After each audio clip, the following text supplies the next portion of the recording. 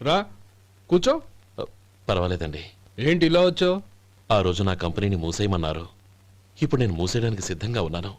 దానికి ప్రతిఫలంగా నాకు 5 లక్షలు కావాలి. అలాగే, నీకు కావాల్సిన 5 లక్షలు నేను ఇస్తాను. చాలా థ్యాంక్స్ అండి. కానీ మీరు మీ కంపెనీని మూసేయక్కర్లేదు. సార్, అవును మిస్టర్ మధు, మీ అన్నగారికి జరిగిన అన్యాయం గురించి తెలుసుకున్నాను. మీ కుటుంబం గురించి కూడా విన్నాను. సహజంగా అందరూ ఐకమత్యానికి ఉదాహరణ రామలక్ష్మణులు అంటారు. కానీ ఆ రామలక్ష్మణులు ఎలా ఉంటారనేది పుస్తకాల్లో చదవడం తప్ప ఎవ్వరూ చూడలేదు. మీ అన్నదమ్ములను చూస్తే ఆ రామలక్ష్మణులు ఇలాగే ఉండేవారేమో అనిపిస్తుంది. అలాంటి కుటుంబానికి ఇలాంటి ఇబ్బంది రావడం నిజంగా దురదృష్టం. రామునికి హనుమంతుల్లా కాకపోయినా ఏదో ఉడతా భక్తిగా నా వల్ల వీలైన సహాయం ఈ 5 లక్షలు తీసుకో. మీ కంపెనీ పేరు మీదే అన్ని సరుకులు తయారు చేయండి. నేను వాటిని ప్రపంచమంతా మార్కెటింగ్ చేస్తాను. సార్, మీ రుణం ఉంచుకోను, తొందరలోనే తీర్చేస్తాను. స్నేహితుల మధ్య రుణాలేంటి మధు? We are friends.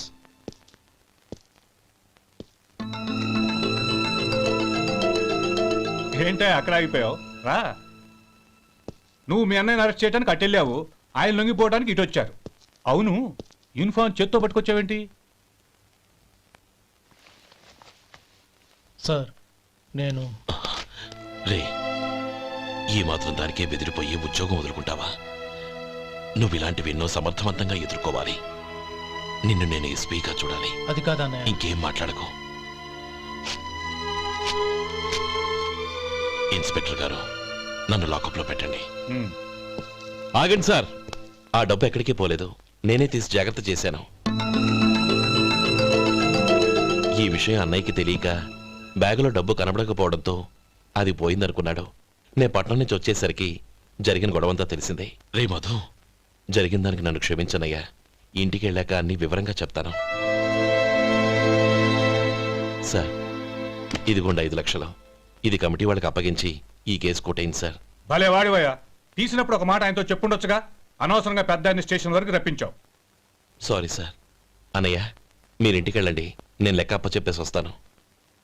వస్తానండి. అలాగే. ఎలా దెబ్బ కొట్టాలన్నా కుదరటం లేదు.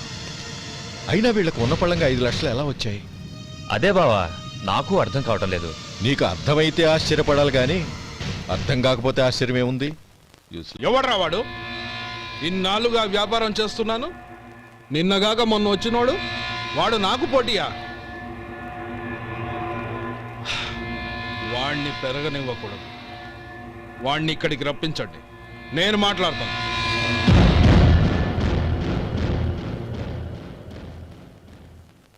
నమస్కారం అండి. రమ్మన్నారంట? నీ పచ్చళ్ళ కంపెనీ మూసేయాలి.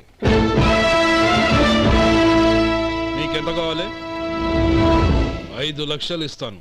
చాలా? 5 లక్షలు కాదు, 50 లక్షలు ఇచ్చినా నా కంపెనీ మూయడం జరగదు. బాగా ఆలోచించుకొని చెప్పు. ఈ వ్యాపారంలో పుట్టి పెరిగినోడ్ని, నాతో పోటీ పడకు. నా చేతి కింద 6,000 మంది పనిచేస్తున్నారు. ఆంధ్ర మొత్తం నాకు బ్రాంచులు ఉన్నాయి. నేనే మార్కెటింగ్ చేయలేకపోతున్నాను. ఆఫ్టర్ ఆల్ ఒక కుటీర పరిశ్రమలా పెట్టుకొని నువ్వెలా మార్కెటింగ్ చేయగలవు? 6,000 మంది వర్కర్స్ని పెట్టుకుని ఆంధ్ర మొత్తం బ్రాంచీలున్న మీరే నా కంపెనీ చూసి భయపడుతున్నారంటే నా సరుకులో నాణ్యత ఉందనేగా. ఆ నాణ్యత ఉన్నంత వరకు నాకెవరూ పోటీ కాదు. ఈ ప్రపంచంలో నేను ఎక్కడైనా మార్కెట్ చేయగలను. వస్తాను.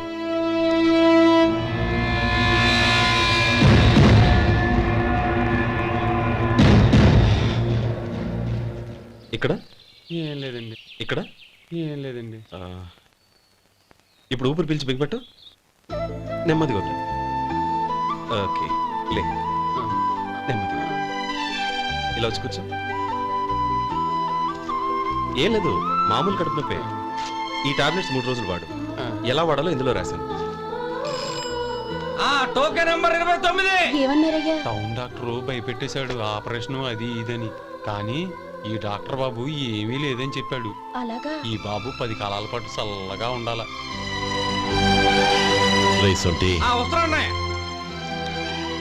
రే, భగవంతుడి దయ వల్ల తమ్ముడు హస్తవాసి మంచిదని అప్పుడే పేరొచ్చిందిరా. తమ్ముడిని దగ్గరుండి జాగ్రత్తగా చూసుకో. పని హడావుల్లో పడి వేళకు భోంచేయడము. అబ్బే అదే లేదన్నయ్య, 1 గంటకల్లా పేషెంట్ కట్టు, భోజనం పెట్టు. అది అలా జాగ్రత్తగా చూసుకో. నేను చూసుకుంటాను కదన్నయ్య, నువ్వు వెళ్ళు. ఆహా.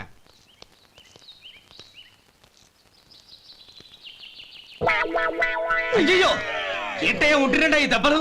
ఏదైనా యాక్సిడెంటా? అదేం కాదండి, మరి గోరు కొరికినందుకు ఎలక్ట్రిక్ స్తంభానికి కట్టేసి ఇలా రక్తం వచ్చేలా కొట్టారండి. ఊరు కురికినందుకు ఎలక్ట్రిక్ స్తంభాన్ని కట్టేసి ఇంతలా కొడతారా? వాళ్ళు అసలు మనుషులా రాక్షసులా? చాలా థ్యాంక్స్ అండి, కనీసం మీరైనా అర్థం చేసుకున్నారు. వాళ్ళు అర్థం చేసుకోలేదండి. అబ్బా! నీ అబ్బా! అబ్బా! గోరు కొరకడం అంటే ఇదా? నిన్ను కొట్టడం కాదురా, నిలువురా నరికేయాలి. ఈ అబ్బా సెప్టిక్ అవుతుందో ఏమిటో. మన 2 ఊర్ల పొలిమేరలో ఉన్న ఈ మల్లికార్జున స్వామి వారి దేవాలయం జీర్ణదశలో ఉందన్న విషయం మీ అందరికీ తెలుసు. ఇన్నాళ్ళు మీ ఊరు వాళ్ళు పట్టించుకుంటారని మా ఊరి వాళ్ళు, మా ఊరి వాళ్ళు పట్టించుకుంటారని మీ ఊరి వాళ్ళు దీన్ని ఇలా వదిలేశారు. ఈ గుడి మీ ఊరికి ఎంత ముఖ్యమో మా ఊరికి అంతే ముఖ్యం. కాబట్టి మన ఇరు గ్రామ ప్రజలు కలిసి దాన్ని బాగు చేయించి కుంభాభిషేకం చేయించాలనే సదుద్దేశంతో ఒక కమిటీని ఏర్పాటు చేశాం. ఈ కమిటీలో 2 గ్రామాలకు సంబంధించిన ప్రముఖులు ఉన్నారు. కమిటీ ప్రెసిడెంట్గా ఎవరిని ఎన్నుకోవాలనే విషయంలో శ్రీ గోపాలరావు గారి పేరు, శ్రీ లక్ష్మీపతి గారి పేరు పరిశీలనలోకి వచ్చాయి. అందువలన మేమందరం బాగా ఆలోచించి తర్జన భర్జనలు చేసిన మీదట శ్రీ గోపాలరావు గారే అన్ని విధాలా ప్రెసిడెంట్ పదవికి అర్హులని ఈ కమిటీ నిర్ణయించడం జరిగింది.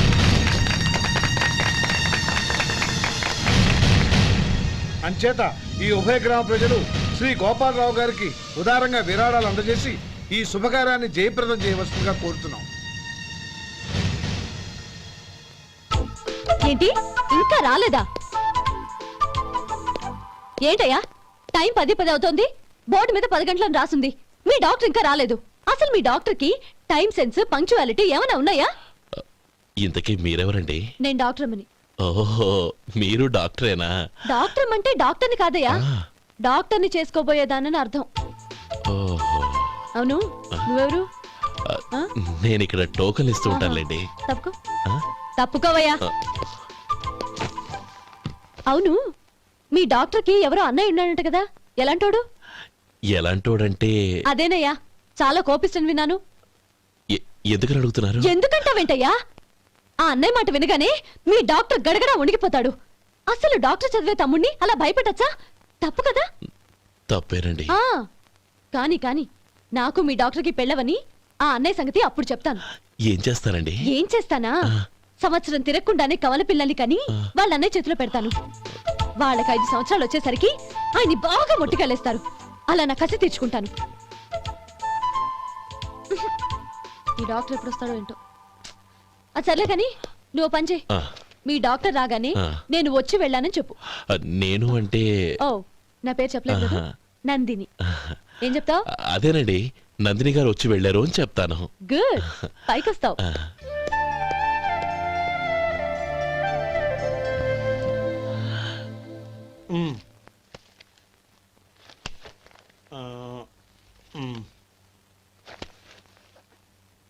దీంతో మొత్తం 4,98,200 అయ్యాయి. పోతే నువ్వు ఇచ్చినంత ఇవ్వలేకపోయినా ఈ దైవకార్యానికి నా వంతు చందా 1800. దీంతో మొత్తం 5 లక్షలు పూర్తయ్యాయి. సరేరా, నేను ఈ డబ్బు తీసుకుని పట్నం వెళ్ళి బ్యాంక్ లో వేసి వస్తాను. అలాగే, నేను నీతో వద్దాం అనుకున్నాను రా, అనుకోకుండా సాయంత్రం ఇన్స్పెక్షన్ వచ్చింది. పర్వాలేదులే, వెళ్ళొస్తాను.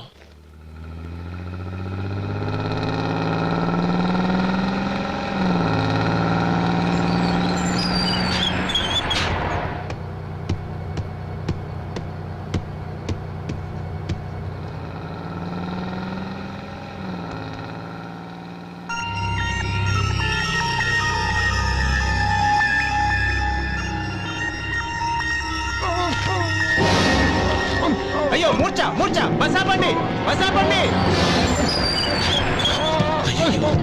ఇదిగోండి తాళం చేతులు గుర్తి, ఈ తాళాలు చేతిలో పెట్టండి. వీటి వల్ల ప్రయోజనం లేదు. 4 ఖర్చుకోకుండా పళ్ళ మధ్య పెట్టడానికి గట్టిగా అది నోట్ అయిపోండి. ఇదిగో ఇది చూడండి.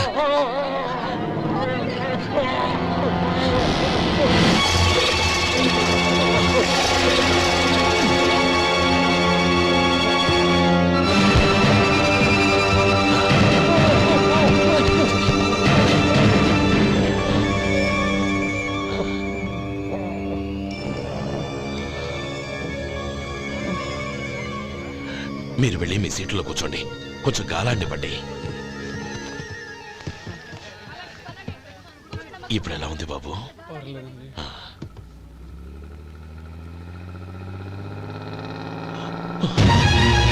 అయ్యో, నా బ్యాగ్ ఎవరైనా చూసారా? అందులో 5 లక్షలు ఉన్నాయి. నా బ్యాగ్ వెంటనే బస్ ఆపండి. ఎవరిని కింద దిగవద్దు, అందరినీ చెక్ చేయండి. నా అంచనా తప్పు కాలేదు. వాడి మంచితనమే వాడిని దెబ్బకొట్టింది. మన వాళ్ళని పంపించి గుడి తాలూకు డబ్బు కొట్టేశాడని పోలీస్ కంప్లైంట్ ఇవ్వండి. ఇప్పుడు ఆ స్టేషన్లో ఎస్ఐ వాడి తమ్ముడే. వాడే వెళ్ళి వాడి అన్నయ్యని అరెస్ట్ చేసి వీధుల్లో నడిపించుకు తీసుకురావాలి. అది నేను కళ్ళారా చూడాలి, మనసారా సంతోషించాలి. అయ్యా గోపాలం గారు, మీరు దేవస్థానం సొమ్ము దొంగిలించారని ఎవరో పోలీస్ కంప్లైంట్ ఇచ్చారంట.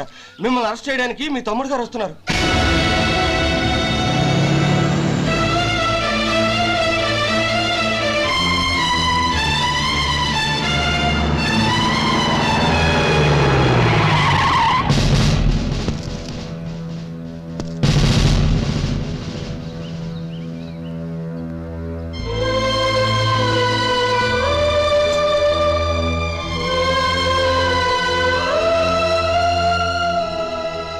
చూడు గోపి, ఎప్పుడు నువ్వు ఉద్యోగంలో చేరావో అప్పుడే తనా పరానే తేడా మర్చిపోవాలి. నేరం చేసిన వాడు నీ తమ్ముడైనా అన్నైనా సరే శిక్షించాల్సిన బాధ్యత నీది. అదే నువ్వు నీ ఉద్యోగానికి ఇచ్చే గౌరవం.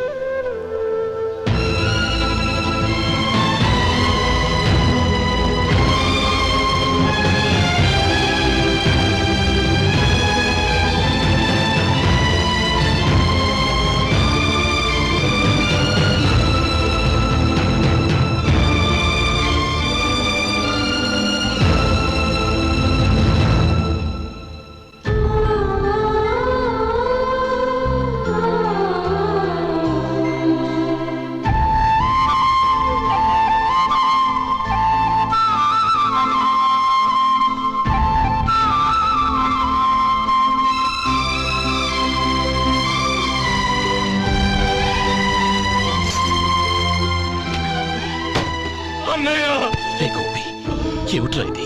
నన్ను క్షమించన్నయ్య. నేను కోరి ఉద్యోగుల చేరిన మాట నిజమే, కానీ ఇలాంటి పరిస్థితి ఎదురవుతుంది అనుకోలేదు. నా ఒంట్లో ప్రతి రక్త పట్టు నీ భిక్షనన్నయ్య. నిన్ను అవమానపరిచి ఉద్యోగం నిలబెట్టుకునే బదులు నా ప్రాణాలను వదులుకుంటారు, కానీ ఈ పని మాత్రం నేను చేయలేనన్నయ్య.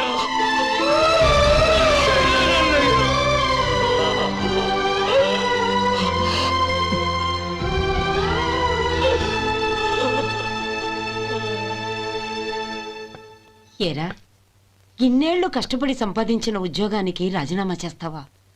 కనీసం నీ పెళ్ళాం ఏమనుకుంటుందోనని ఆలోచించావా? ఇందులో అనుకోవడానికి ఏముంది మామగారు? ఎండనక వాననక కష్టపడి ఓ తండ్రి కంటే ఎక్కువగా ఈయన్ని పెంచి పెద్ద చేశారు బావగారు. అలాంటి దేవుణ్ణి అరెస్ట్ చేసే ఆ ఉద్యోగం ఈయనకు అవసరం లేదు. బాగుంది. అన్నకు తగ్గ తమ్ముడు, తమ్ముడికి తగ్గ పెళ్ళాం. సరే, మీ ఇష్టం. నానమ్మ, అన్నయ్యడి. నమస్కారం అండి. ఓ, నువ్వా? రా కూర్చో. పర్వాలేదండి. ఏంటి ఇలా వచ్చావు? ఆ రోజు నా కంపెనీని మూసేయమన్నారు. ఇప్పుడు నేను మూసేయడానికి సిద్ధంగా ఉన్నాను. దానికి ప్రతిఫలంగా నాకు 5 లక్షలు కావాలి. అలాగే, నీకు కావాల్సిన 5 లక్షలు నేను ఇస్తాను. చాలా థ్యాంక్స్ అండి. కానీ మీరు మీ కంపెనీని మూసేయక్కర్లేదు. సార్? అవును మిస్టర్ మధు, మీ అన్నగారికి జరిగిన అన్యాయం గురించి తెలుసుకున్నాను. మీ కుటుంబం గురించి కూడా విన్నాను. సహజంగా అందరూ ఐకమత్యానికి ఉదాహరణ రామలక్ష్మణులు అంటారు. కానీ ఆ రామలక్ష్మణులు ఎలా ఉంటారనేది పుస్తకాల్లో చదవడం తప్ప ఎవ్వరూ చూడలేదు. మీ అన్నదమ్ములను చూస్తే ఆ రామలక్ష్మణులు ఇలాగే ఉండేవారేమో అనిపిస్తుంది. అలాంటి కుటుంబానికి ఇలాంటి ఇబ్బంది రావడం నిజంగా దురదృష్టం. రామునికి హనుమంతుల్లా కాకపోయినా ఏదో ఉడతా భక్తిగా నా వల్ల వీలైన సహాయం ఈ 5 లక్షలు తీసుకో. మీ కంపెనీ పేరు మీదే అన్ని సరుకులు తయారు చేయండి. నేను వాటిని ప్రపంచమంతా మార్కెటింగ్ చేస్తాను. సార్, మీ రుణం ఉంచుకోను, తొందరలోనే తీర్చేస్తాను. స్నేహితుల మధ్య రుణాలేంటి మధు? We are friends.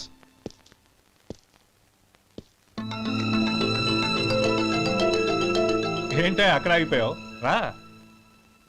నువ్వు మీ అన్నయ్యని అరెస్ట్ చేయడానికి అట్టెళ్ళావు, ఆయన లొంగిపోవడానికి ఇటు వచ్చారు.